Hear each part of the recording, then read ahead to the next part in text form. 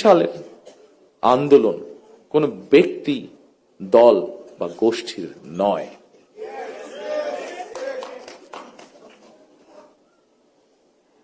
সম্মানিত উপস্থিত শহীদ পরিবারের সদস্যবৃন্দ, সম্মানিত জুলাই যোদ্ধারা, এই আন্দোলন ছিল সত্যিকার অর্থেই অধিকার হারা গণতান্ত্রিকামী মানুষের গণ আন্দোলন। এ কারণেই আমি বলি 1971 সাল ছিল স্বাধীনতা অর্জনের, 2024 সালের আন্দোলন ছিল দেশ এবং জনগণের স্বাধীনতা রক্ষার।